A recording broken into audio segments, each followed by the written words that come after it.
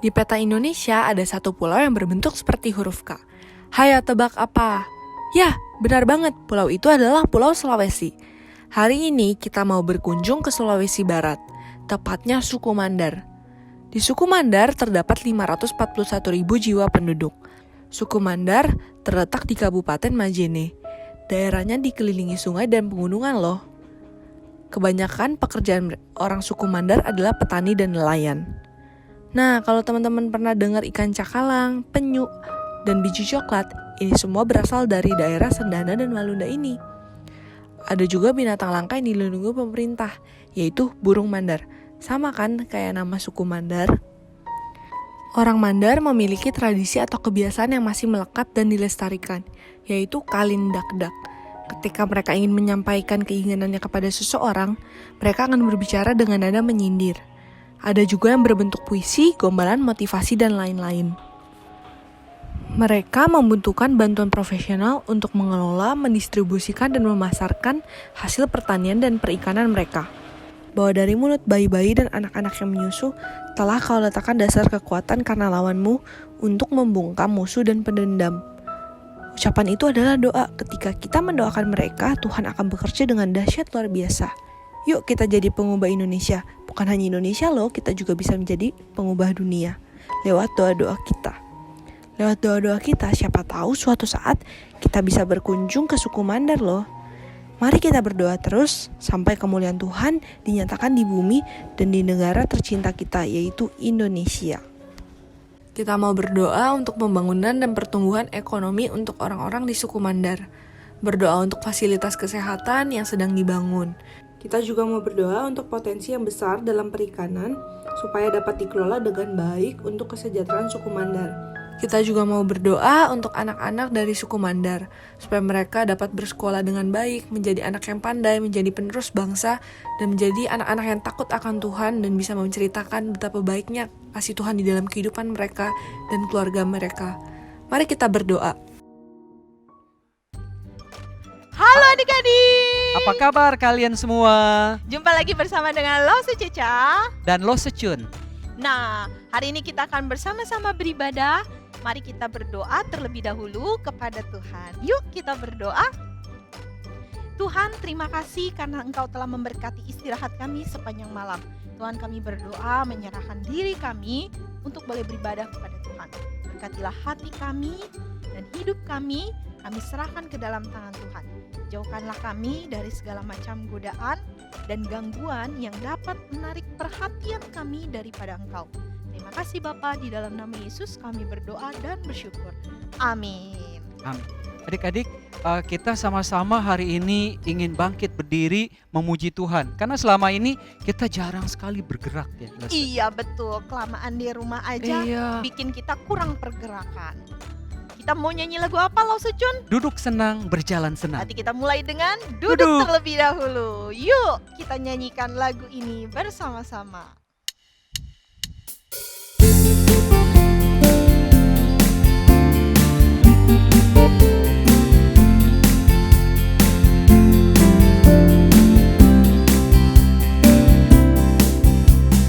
Duduk senang, berjalan senang. Mana-mana hatiku senang. Sejak Yesus tolong saya, hatiku selalu senang.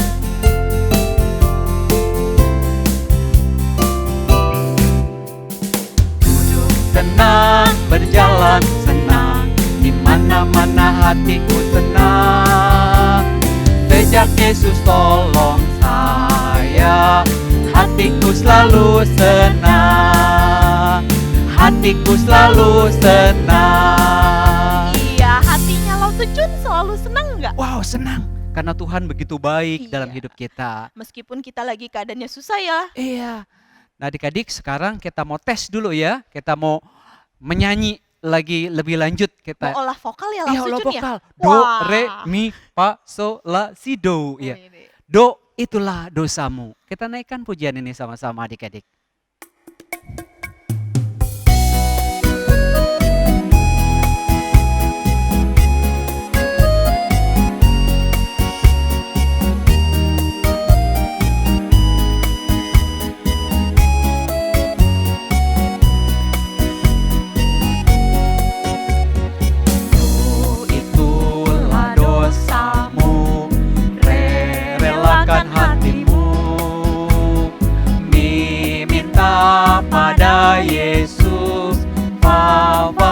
firman-Nya.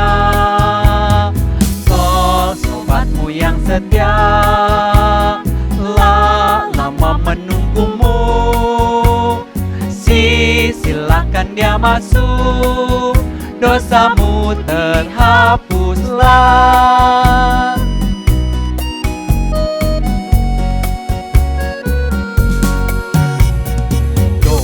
Itulah dosamu, relakan hatimu,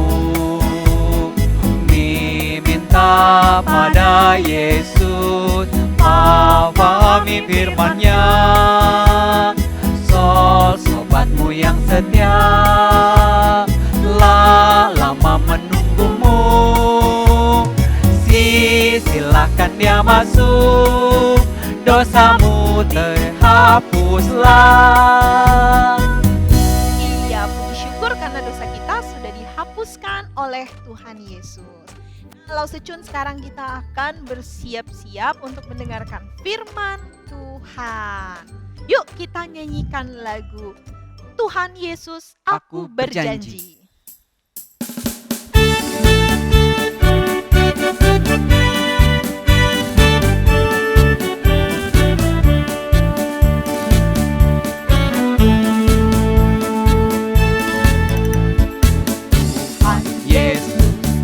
Berjanji jadi muridmu yang setia, rajin berdoa, baca Alkitab, selalu bersaksi baginya.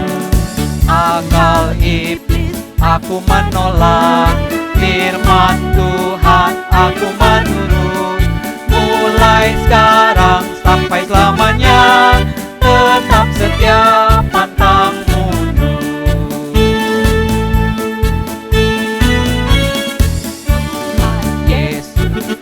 Berjanji jadi muridmu yang setia, rajin berdoa, baca Alkitab, selalu bersaksi bagimu. Akal iblis aku menolak, firman Tuhan aku menurut. Mulai sekarang sampai selamanya, tetap setia pantang mundur.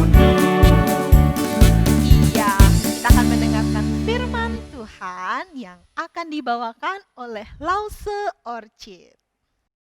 Halo adik-adik sekalian, hari ini kita akan mendengarkan cerita perjumpaan dengan Allah yang diambil dari Kejadian 25 dan 35 sampai 40. Tapi sebelum itu kita akan bermain dulu. Caranya gampang. Cukup ikuti perintah Lause. Kalau misalnya Lause bilang pegang rambut, kalian pegang rambut. Kalau Lause bilang pegang telinga, kalian pegang telinga. Bisa? Oke, mari kita mulai. Lause mau bilang pegang telinga, pegang rambut, pegang mulut, pegang mata. Ya, ada yang mengikuti gerakan Lause, tapi ada juga yang pasti mengikuti perintah Lause. Mengikuti perintah adalah hal yang sangat penting dalam kehidupan kita. Sama seperti bangsa Israel, ketika mereka diberi perintah oleh Allah, mereka harus mentaatinya. Bila tidak mentaatinya, maka mereka harus menanggung akibatnya. Allah menuliskan 10 perintah di atas 2 loh batu dan memberikannya kepada Musa di atas Gunung Sinai. Allah juga memerintahkan Musa untuk membangun kemah suci, kemah bagi Tuhan. Apa itu kemah? Kemah menurut Kamus Besar Bahasa Indonesia adalah kata benda, tempat tinggal darurat, biasanya berupa tenda yang ujungnya hampir menyentuh tanah, dibuat dari kain terpal dan sebagainya. Berarti kemah itu sama dengan rumah dong ya. Nah, kenapa ya Allah menyuruh Musa membangun sebuah rumah baginya? Kalau adik-adik, kenapa harus tinggal dalam rumah? Ya, biar kalau hujan tidak kehujanan, panas tidak kepanasan, juga melindungi kita semua dari mara bahaya seperti orang jahat atau binatang buas. Terus, kenapa ya Allah menyuruh bangsa Israel membangun sebuah kemah bagi Tuhan? Memangnya Allah takut panas? Allah takut hujan? Atau Allah takut binatang buas? Tentu saja tidak, adik-adik. Jadi tujuan kemah suci dibangun itu adalah untuk menyatakan kehadiran Allah sebagai Raja mereka, Raja bangsa Israel. Allah akan diam di antara umatnya dan bertemu dengan mereka ketika mereka datang menyembah dan beribadah kepadanya. Keluaran 25 ayat 8, dan mereka harus membuat tempat kudus bagiku supaya aku akan diam di tengah-tengah mereka. Sebelum memulai mendirikan kemah suci, Allah memberikan 2 perintah kepada bangsa Israel melalui Musa. Perintah yang pertama, bangsa Israel akan bekerja membangun kemah suci selama 6 hari. Pada hari yang ke-7 mereka harus beribadah atau beristirahat karena itu hari Sabat. Ini mengacu kepada hukum Taurat yang keempat. Ingatlah dan kuduskanlah hari Sabat. Keluaran 35 ayat 2. 6 hari lamanya boleh dilakukan pekerjaan, tetapi pada hari yang ke-7 haruslah ada perhentian kudus bagimu, yakni Sabat, hari perhentian penuh bagi Tuhan. Setiap orang yang melakukan pekerjaan pada hari itu haruslah dihukum mati. Wah, sampai hari Sabat pun harus ingat ya adik-adik. Nah, perintah Allah yang kedua, seluruh umat Allah dengan sukarela membawa persembahan dari barang kepunyaan mereka untuk pembangunan kemah suci. Berfirmanlah Tuhan kepada Musa, katakanlah kepada orang Israel supaya mereka memungut bagiku persembahan khusus. Dari setiap orang yang terdorong hatinya, haruslah kamu pungut persembahan khusus kepadaku itu. Inilah persembahan khusus yang harus kamu pungut dari mereka: emas, perak, tembaga, kain ungu tua, kain ungu muda, kain kirmisi, lenan halus, bulu kambing, kulit domba jantan yang diwarnai merah, kulit lumba-lumba, dan kayu penaga. Minyak untuk lampu, rempah-rempah untuk minyak urapan dan untuk ukupan dari wangi-wangian, permata krisopras dan permata tatahan untuk baju efod dan untuk tutup dada. Wah, sikap bangsa Israel bagaimana ya? Nah, bangsa Israel sangat gembira karena Allah akan hadir di tengah-tengah mereka. Mereka ingin kemah suci Allah begitu indah sehingga mengingatkan mereka akan kemuliaan Allah. Mereka membawa begitu banyak persembahan dari emas, perak, perhiasan, sampai Musa menyuruh mereka jangan bawa apa-apa lagi. Sudah lebih dari cukup. Wow, bukan? Ya, lalu bagaimana dengan sikap kita? Bayangkan bila itu terjadi di gereja kita. Bayangkan setiap orang yang di gereja kita membawa persembahan untuk Tuhan. Bayangkan pasti banyak pekerjaan misi Tuhan mengabarkan tentang Tuhan Yesus, khususnya yang dilakukan oleh misionaris-misionaris di pedalaman pun dapat kita biayai. Wah, adik-adik mau bantu ya? Oke. Cukup persembahan ya. Nah, dan ketika semua persembahan itu telah terkumpul, maka pekerjaan pembangunan pun dimulai. Allah memberikan petunjuk bagaimana kemah itu harus dibangun. Musa secara hati-hati memberitahukan kepada bangsa Israel setiap detil rencana Allah. Bangsa Israel dengan sangat berhati-hati melakukan sama seperti yang Tuhan perintahkan. Nah, Musa menunjuk 2 orang untuk mengerjakan kemah suci, yaitu Bezalel bin Uri bin Hur dari suku Yehuda, Aholiab bin Ahitsamak dari suku Dan. Keluaran 36 ayat 1, demikianlah harus bekerja Bezalel dan Aholiab dan setiap orang yang ahli, yang telah dikaruniai Tuhan keahlian dan pengertian, sehingga ia tahu melakukan segala macam pekerjaan untuk mendirikan tempat kudus, tepat menurut yang diperintahkan Tuhan. Wah, tidak lama kemudian, perkemahan bangsa Israel dipenuhi suara palu dan gergaji. Para lelaki menempa emas menjadi lembaran tipis, membuat perabotan, membersihkan dan mewarnai kulit binatang. Para wanita membuat tirai dari kain lenan halus dan kain tenun yang kokoh dari bulu kambing. Yang lain memintal tirai lenan dengan benang berwarna biru, ungu, dan merah. Apa saja material kemah suci? Ya, kita mulai. Papan-papan. Papan-papannya itu dari kayu penaga yang berdiri tegak. Ukurannya panjang 10 hasta, lebar 1,5 hasta. 1 hasta sama dengan 45 cm. Itu harus berdiri tegak, tidak boleh miring sedikit pun. Karena kalau bila miring satu aja yang miring, angin bisa masuk, apalagi ular atau hewan lainnya. Tidak boleh miring sedikit pun. Dan papan-papan itu mempunyai 2 pasak yang dimasukkan ke lubang papan lainnya. Alas papan tersebut terbuat dari perak. Kenapa harus perak? Karena mengartikan kita hidup beralaskan penebusan darah Yesus. Sehingga kita harus hidup benar, tidak boleh berbuat dosa lagi. Dan kita juga hidup beralaskan firman Tuhan yang murni.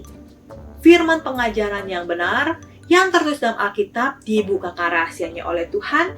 Ayat yang satu menerangkan ayat yang lain, dan kita juga bisa mempraktekannya.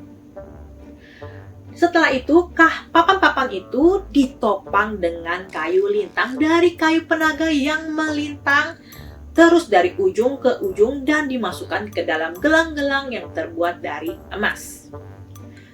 Berjumlah 20 papan pada sebelah selatan, 20 papan pada sebelah utara, dan 6 papan di sebelah barat untuk sisi belakang kemah suci. Papan dan kayu lintang tersebut semua dilapisi oleh emas. Kenapa dengan emas?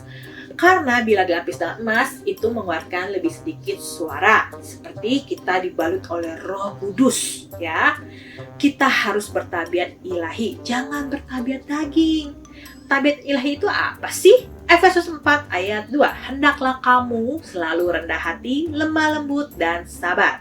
Tunjukkanlah kasihmu dalam hal saling membantu.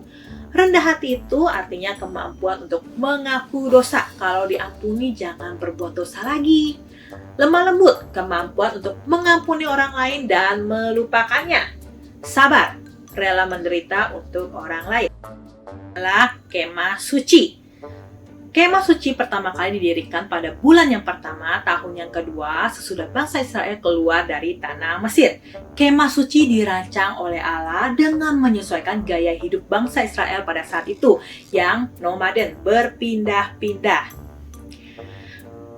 Ini adalah denah secara keseluruhan kemah suci, ada pelatarannya juga. Nah, kita masuk ke pelataran kemah suci.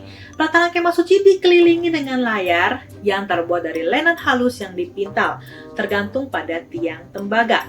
Tirai pintu gerbang warnanya ungu tua, ungu muda, dan kirmizi, panjangnya 20 hasta, tergantung pada 4 tiang. Segala tiangnya dihubungkan dengan penyambung dan memakai kaitan-kaitan perak. Terdapat mesbah korban bakaran dan bejana pembasuhan. Segala perabotannya dibuat dari tembaga. Ukuran dari pelataran kemah suci ini adalah panjang 100 hasta, lebar 50 hasta. Nah, ini adalah mesbah korban bakaran. Ini adalah bejana pembasuhan. Bejana pembasuhan adalah tempat para imam membasuh tangan dan kaki mereka sebelum memasuki kemah suci. Ini adalah kemah suci. Kemah suci ditutupi oleh 4 jenis tenda yang berbeda-beda. Kita mulai dari tenda yang pertama. Tenda yang paling dalam itu adalah terbuat dari lenan halus dengan gambar kerubium dijahit dari kain ungu tua, ungu muda, dan kirmizi, dan mungkin pula dengan benang emas. Tenda yang kedua, bulu kambing terletak di atas kain lenan halus dan terdiri atas 11 tenda. Tenda yang ketiga, kulit domba jantan yang dicelup merah. Nah, ini adalah tenda yang paling akhir, yang paling di luar adalah kulit lumba-lumba. Namun sepertinya bukan lumba-lumba, diperkirakan sejenis hewan air yang mirip. Ini adalah interior dari kemah suci. Bagian dalam kemah suci dibagi menjadi 2 oleh 1 tirai. Sebelah luar disebut ruang kudus, sebelah dalam disebut ruang maha kudus. Keluaran 26 ayat 33, haruslah tabir itu kau gantungkan pada kaitan penyambung tenda itu, dan haruslah kau bawa tabut hukum ke sana. ke belakang tabir itu, sehingga tabir itu menjadi pemisah bagimu antara tempat kudus dan tempat maha kudus. Ini adalah ruang kudus. Pintu ruang kudus memisahkan dari pelataran kemah suci dengan tirai yang digantung di atas 5 tiang tegak pada sisi timur kemah suci dan merupakan pintu masuk. Ruang kudus ada di sebelah barat dan merupakan ruang yang lebih besar dari ruang maha kudus. Di dalam ruang kudus ditempatkan meja roti sajian, kandil, dan mezbah pembakaran ukupan. Ini adalah meja roti sajian. Di atas meja roti sajian ditempatkan 12 roti bundar, masing-masing mewakili ke-12 suku bangsa Israel. Diganti setiap minggu dengan roti yang baru dan menjadi makanan bagi para imam. Meja roti sajian ditempatkan di sebelah kanan dari ruang kudus di sisi utara, terbuat dari kayu penaga berlapis emas. Ukurannya panjang 2 hasta, lebar 1 hasta, dan tinggi 1,5 hasta. 1 hasta sama dengan 45 cm. Masih ingat ya? Oke. Dan yang kedua ini adalah kandil. Kandil terdiri atas alas kaki, batang, dan 6 cabang, masing-masing 3 sebelah menyebelah, dan 7 buah pelita. Batang dan cabang dilengkapi dengan kelopak, tombol, dan kembang.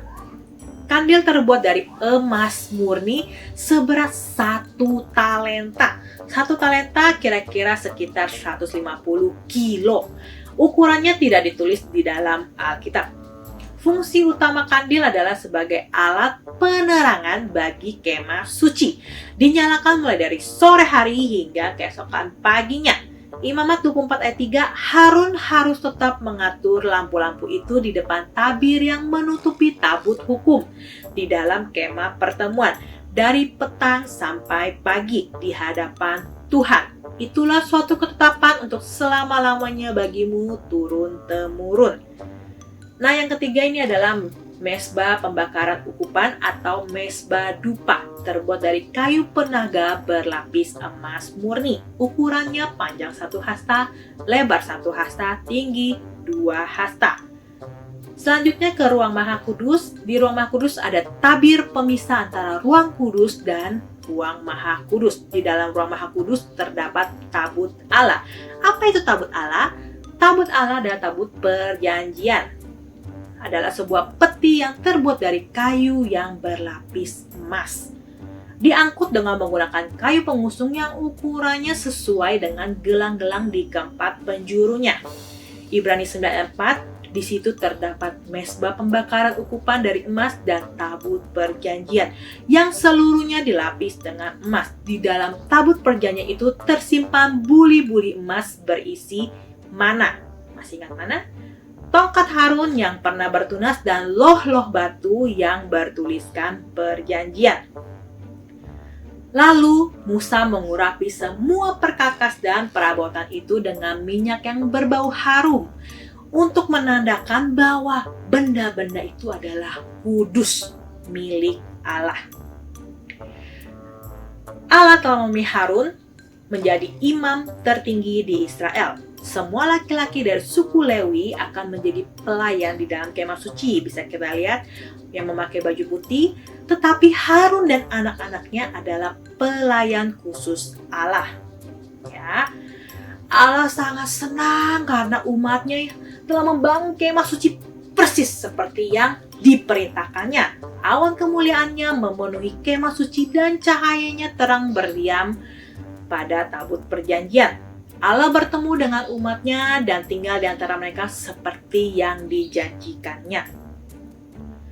Ya, sejak saat itu, selama perjalanan bangsa Israel di padang gurun dipimpin oleh Tuhan dalam bentuk tiang awan dan tiang api. Awan Tuhan ada di atas pada siang dan api Tuhan ada di atas pada malam hari.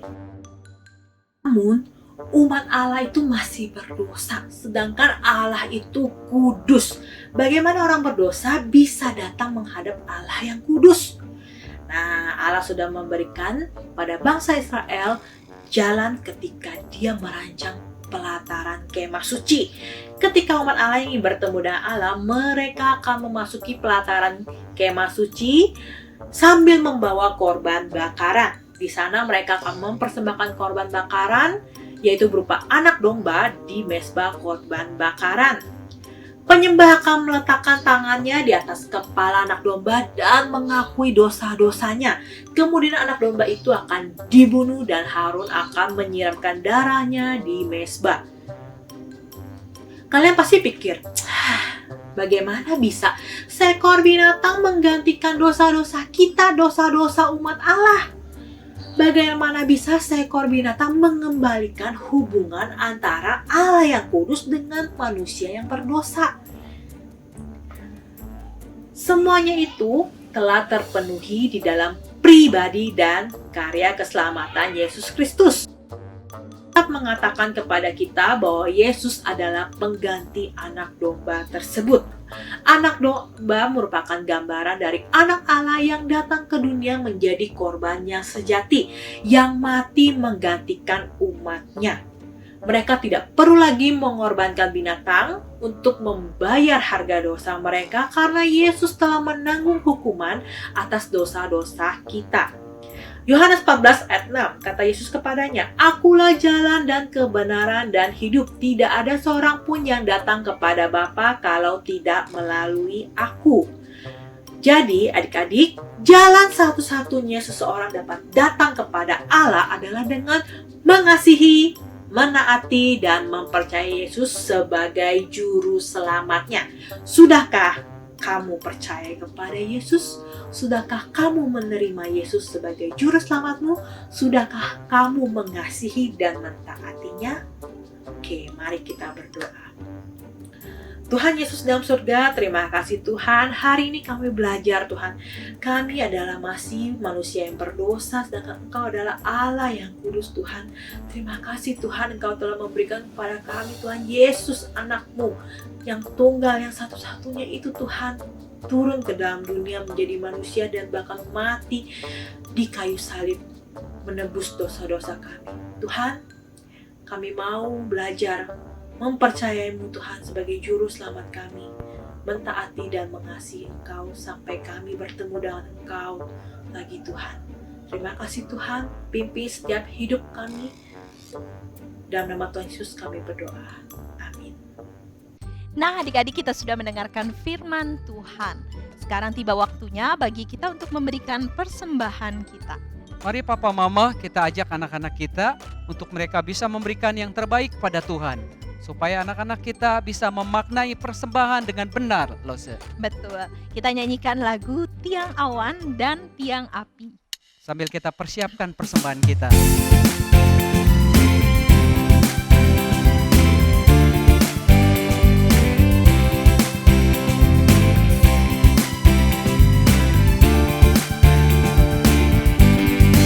Tak perlu khawatir terhadap apapun. Tanganmu yang penuh kasih menopangku tanpa henti.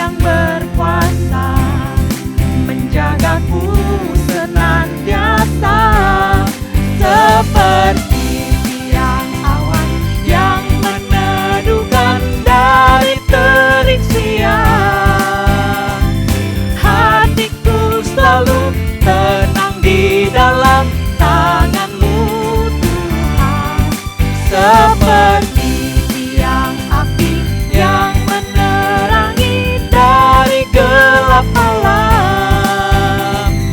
Kau menjagai hidupku dengan kebaikan-Mu, seperti tiang awan yang menerangkan dari terik siang. Hatiku selalu tenang di dalam tangan-Mu, Tuhan. Seperti tiang api yang menerangi dari gelap malam. Kau menjagai hidupku dengan kebaikan-Mu. Kau menjagai hidup. Kau menjagai hidupku dengan kebaikan.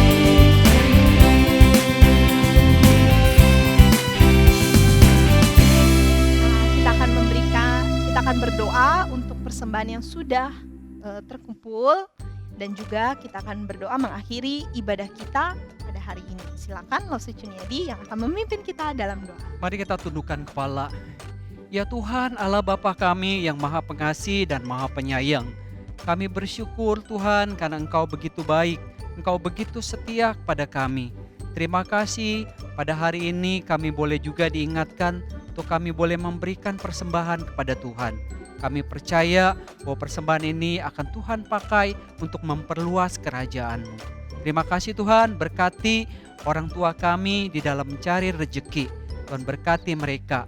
Terima kasih Tuhan, ini doa kami, di dalam nama Tuhan Yesus kami berdoa. Amin. Amin. Sampai jumpa minggu depan. Tuhan Yesus memberkati. Dah.